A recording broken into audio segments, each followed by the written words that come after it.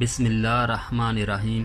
میری دوستوں سے گزارش ہے کہ ویڈیو کو لائک کریں، شیئر کریں اور چینل کو سبسکرائب کر دیں، ساتھ میں بیل آئیکن کا بٹن بھی دبا دیں تاکہ نئے آنے والی ویڈیوز آپ تک پہنچتی رہیں۔ اس رحم دلی کی بات سربیا میں جو رومانیہ میں دریائے دیمستر کے کنارے ایک شہر سے آج تک مشہور ہے۔ مجھے بتایا گیا کہ عثمانی ملک کے دور دراز اس علاقے میں کاشتکار ہمیشہ ترکوں کی رحم دلی کی مثالیں دیتے ہیں اور ان کے عدل و انصاف کے آج تک گن گاتے ہیں۔ ان میں سے ایک ضرب المثل یہ ہے کہ عدل زمین سے ترکوں کے ساتھ ہی اٹھ گیا۔ میں نے بولان، رومان اور بلقان کے علاقوں کے اپنے سفر کے دوران ان مثالوں کو سنا اور ان کہانیوں کو قلمبند کیا جو اس بات کا ہمیشہ اشارہ دیتی تھی کہ یہاں کی مسیحی اقوام ترکی مسلمانوں کو آج تک احترام کرتی ہے اور ان کی رحم دلی اور عدل و انصاف کے گن گاتی ہے۔ 1917 میں کینیا میں تھا تو مجھے بتایا گیا کہ بولان والے بہت خوش ہیں کہ عثمانی لشکر نمساویوں کی مدد کرنے کے لیے جالیسیا آ رہا ہے۔ عدل و رحم دلی ہی کی بدولت عثمانیوں کو یورپ میں غلبہ اور اقتدار حاصل ہوا۔ اسلامی عدل و رحم دلی کی وجہ سے یہ اقوام وحشت اور بربریت کی دلدل سے نکلیں اور مساوات اور انصاف سے واقفیت ہوئیں۔ بدترین طریقے سے لوگوں کو غلام بنا لینا ایک ملکی نظام تھا جس پر وسطی و جنوبی یورپ کا معاہدہ ہو چکا تھا۔ عثمانیوں نے آ کر اس ظلم کا خاتمہ کر دیا۔ اس طرح مولداف، بولان اور ہنگری والوں کے درمیان یہ ملکی معاہدہ تھا کہ اگر کوئی کسان اپنے آقا کی زمین کو چھوڑ کر ان علاقوں میں سے کسی علاقے میں چلا جائے تو وہ علاقہ اسے مالک کے سپرد کرنے کا پابند ہوگا۔ عثمانی رحم دلی کے جذبات لے کر یورپ آئے، جیسا کہ نبی کریم صلی اللہ علیہ وسلم کے ارشاد میں اس کی تاکید کی گئی تھی۔ یہ ترک تعداد میں کچھ زیادہ نہیں تھے اور ان اقوام کے مقابلے میں ان کی جنگی تیاری زیادہ تھی جن پر بعد میں انہوں نے حکومت کی۔ یہ لوگ ان تمام کے سر کچل کر فینیا پہنچے۔ پہاڑی، سمندری اور صحرائی مشکلوں کو ان کی رحم دلی نے آسانی میں بدل دیا۔ اس طرح ان سے پہلے عربوں کے لیے ان کی رحم دلی نے افریقہ اور ایشیا کے راستوں کو ہموار کیا تھا۔ سلطان محمد فاتح نے رحم دلی اور عدل و انصاف کا راستہ اختیار کیا۔ اپنے پیچھے اپنے پوتوں کو بھی یہ وصیت کی کہ وہ اسی راہ پر کاربند رہیں جو اسلام کی ترجمانی کرتے ہیں۔ سلطان نے اس بات پر خود عمل کیا اور اپنی رعایا کے ہر فرد، خواہ وہ مسلمان تھا یا نصرانی، کی تمام حقوق کی حفاظت کی۔ اس سلسلے میں کئی دلچسپ واقعات کتب تاریخ میں موجود ہیں۔ ایک واقعہ اس طرح ہے کہ جزیرہ خیووس کے رہنے والوں کے ذمہ غلط کے ایک تاجر کا کچھ قرض تھا جس کی مالیت 40,000 ڈاکٹ بنتی تھی۔ تاجر کا نام فرانسکو ادرابیریو تھا۔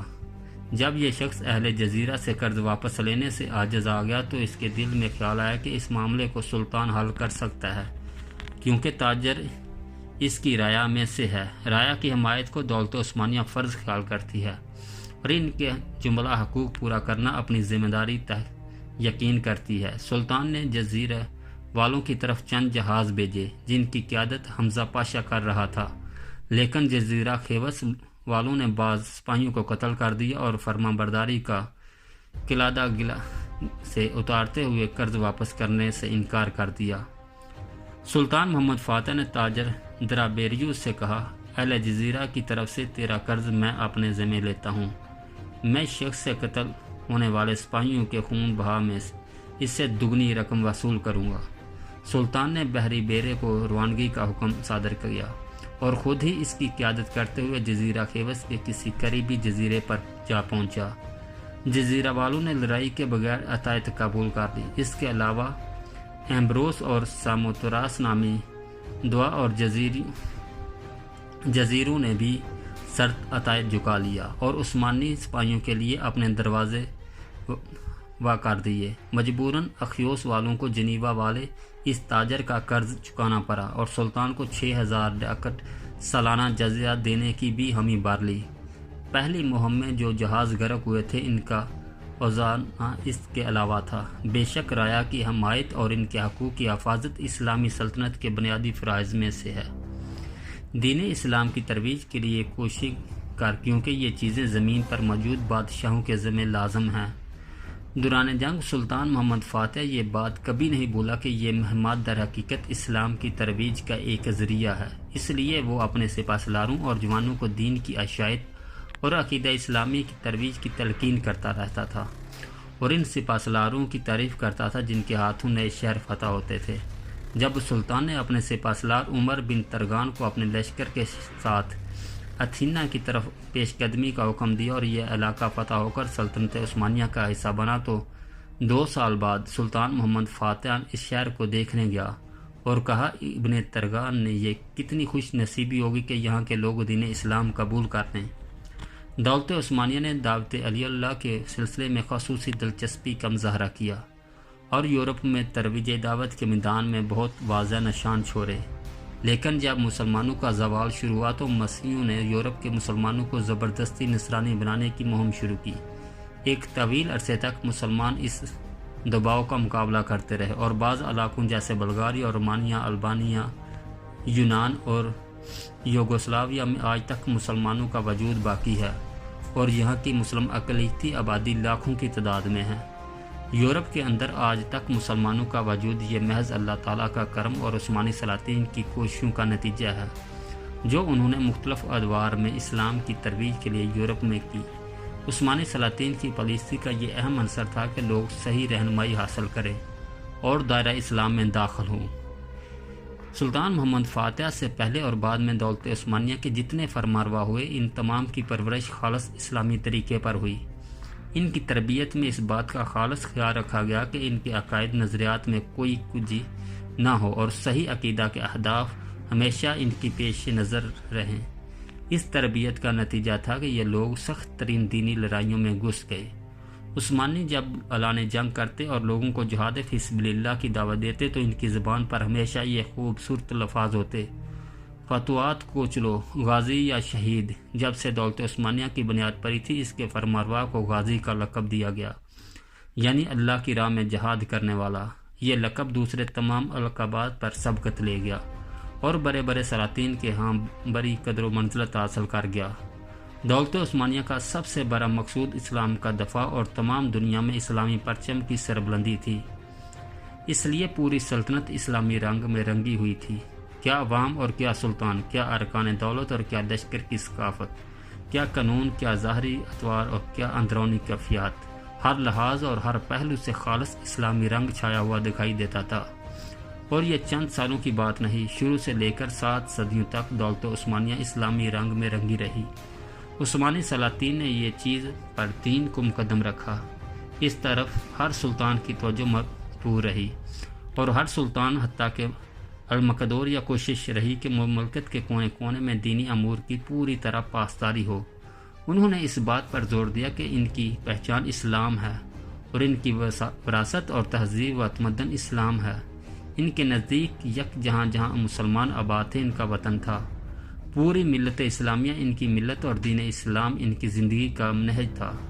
اس لیے تمام مدارس، جامعات اور تعلیمی اداروں میں مروع نصاب کا ہدف ایک ہی تھا کہ بچوں کے ذہن میں یہ بات راسخ ہو جائے کہ ہم مسلمان ہیں، ہمارا ماضی اور مستقبل اسلام سے وابستہ ہے، ہم نے صرف اسلام کی سربلندی کے لیے جینا اور مرنا ہے۔ چھوٹے چھوٹے مدارس میں معصوم بچوں کی تعلیم و تربیت کے دوران ان کے دلوں میں یہ بات راسخ کر دی جاتی تھی کہ ہم مسلمان ہیں، اور بس بچوں کی پیدائش کے رجسٹروں میں تمام مسلمانوں کا اندراج کسی اور قومیت کے حوالے سے نہیں، صرف اسلام کے حوالے سے ہوتا تھا۔ ان کے شناختی کارڈ پر بھی صرف مسلمان لکھا ہوتا تھا، اس کے علاوہ پہچان کا کوئی اور ذریعہ گوارا نہیں کیا جاتا تھا۔ ترک، عرب، شراکس، البان، کردوں وغیرہ کی تفریق سے عثمانی ناشنا تھے۔ دولت عثمانیہ کی یہ امتیازی خصوصیت ہے کہ وہ اپنے اندر بسنے والے لوگوں کو صرف ایک ہی ملت، ایک ہی دین میں نصر یقین کرتے تھے۔ وہ اپنے آپ کو مسلمان سمجھتے تھے، اور بس عثمانیوں نے ہر اس جنگجو کو جس نے رائے خدا میں داد و شجاعت دی اپنا ہیرو، اس کی تاریخ کو اپنی تاریخ کا سنہری باب خیال کیا، کیونکہ ان کے نزدیک روئے زمین کے تمام مسلمان بھائی تھے، خواہ ان کے درمیان نسب و زمانے کے حوالے سے کتنی ہی دوری حائل کیوں نہ ہو۔ ان کے ہیروز میں ایک نام عبداللہ البطال کا ہے، جو 122 کو اموی دور حکومت میں ایشیا کوچک کی جنگ اکرینوں میں شہید ہوئے۔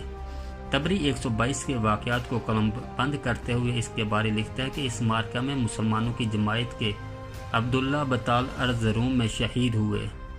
عثمانی ان کو اپنا قومی ہیرو خیال کرتے تھے، حالانکہ عبداللہ نسبتاً عربی تھے اور دولت عثمانیہ 7ویں صدی میں قائم ہوئی۔ عثمانیوں کے ہیرو وہی تھے جو اسلام کے ہیرو تھے، ان کی تاریخ اور مجاہدین وہی تھے جو اسلام سے نسبت رکھتے تھے۔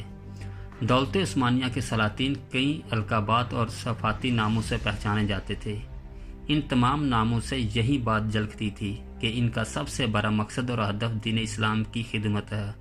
وہ سلطان الغزاتہ، سلطان المجاہدین، خادمۃ الحرمین الشریفین اور خلیفۃ المسلمین جیسے القابات سے معصوم ہوتے۔ یہی وجہ ہے کہ عثمانی سلاطین نے ملک کے طول و عرض میں دینی اور عصری تعلیم کے لیے یونیورسٹیاں قائم کی، تاکہ ان جامعات سے لشکر کے سپہ سالار اور دوسرے ملازمین نکلیں جن کا دل و دماغ اسلامی رنگ میں رنگا ہوا ہو۔ قیادت کی تیاری کے لیے انہوں نے ایک تربیتی نصاب بھی تیار کر رکھا تھا۔ بالخصوص سپاہ کی اخلاقی تربیت پر بڑا زور دیا جاتا تھا تاکہ ایماندار اور قابل قیادت تیار ہو سکے، جو عقل مند ہونے کے ساتھ ساتھ تقویٰ ورو کو اپنا شعار بناتے ہوئے ایسے ہی لوگوں کو لشکر کا سپہ سالار بنایا جاتا تھا۔ عدالت کا منصب بھی انہیں کو سونپا جاتا تھا اور لوگوں کو جو دینی امور کی پاسداری نہیں کرتے تھے انہیں یہ سلاطین اپنے سے دور رکھتے تھے اور خود بھی گناہوں اور برائیوں سے مجتنب رہتے تھے۔ یہ تھے دولت عثمانیہ کے اولیاء سلاطین۔ اولیاء سلاطین اہل سنت والجماعت کے عقیدے پر کاربان تھے اور وہ اچھی طرح جانتے تھے کہ بدعیت اختیار کرنے اور بدعیتوں کے قریب جانے میں کیا کیا خطرے ہیں۔ ان کے نزدیک قرآن و سنت، اجماع امت اور علماء راسخین کے اتحادات کا کافی تھے۔ اولیاء عثمانی سلاطین نے جہاد کے ذریعے ملکی حدود کو وسیع کرنے کی کوشش کی، امن قائم کیا، ان خطرات کا قلع کما کیا جو ان کی سلطنت کے لیے چیلنج بنے ہوئے تھے، اور جنگی تیاری اور دفاعی طاقت کو اس قدر بڑھایا کہ سرحدوں پر دشمن کی یورش کا کوئی خطرہ نہ رہا۔ سلطان محمد فاتح ان کے پیشرو سلاطین نے جہاد فی سبیل اللہ کی تیاری کر کے پوری قوم کو دشمن کے خلاف جنگ آزما رہنے کے لیے تیار کر دیا۔ دشمنان اسلام کفار کے جہاد کرنے کے فریضے کو اس طرح ادا کیا کہ کفار کے سامنے صرف دو ہی راستے رہ گئے، یا تو اسلام قبول کر لیں یا اسلامی مملکت کو جزیہ دیں اور زمین بین بن کر مسلمانوں کی حکمایت میں زندگی گزار۔ عثمانی معاشرہ اسلامی جہادی دعوتی رنگ میں رنگ دیا گیا۔ لشکر میں موجود افراد کو بچپن سے ہی سخت جہادی زندگی کے لیے تیار کیا جاتا تھا۔ اس سلسلے میں پوری باریکی بینی کا مظاہرہ کیا جاتا اور یہ تیاری ہر لحاظ سے مکمل ہوتی تھی۔ عثمانی لشکر نے یورپ کے علاقوں میں عظیم کامیابیوں کو یقینی بنایا۔ سلیمان قانونی کے عہد حکومت تک دولت عثمانیہ نے ان عظیم آرزوؤں کی تکمیل کی جو 9 صدیوں سے مسلمانوں کے دلوں میں چٹکیاں لے رہی تھی، اور محمدی جھنڈا یورپ سے بڑے بڑے دارالحکومتوں میں بلند کر دیا۔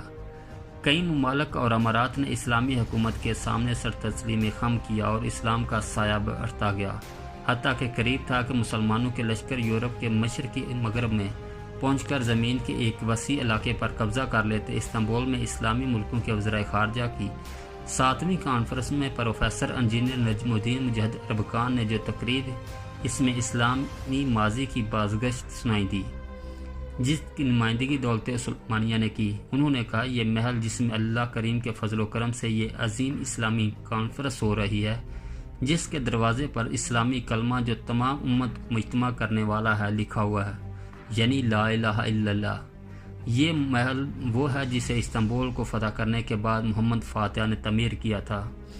یہ جگہ تاریخی کیوں نہ ہو، ایک عرصہ تک اس جگہ عالم اسلام کے تمام کاموں کے بارے سوچ و بچار ہوتی رہی۔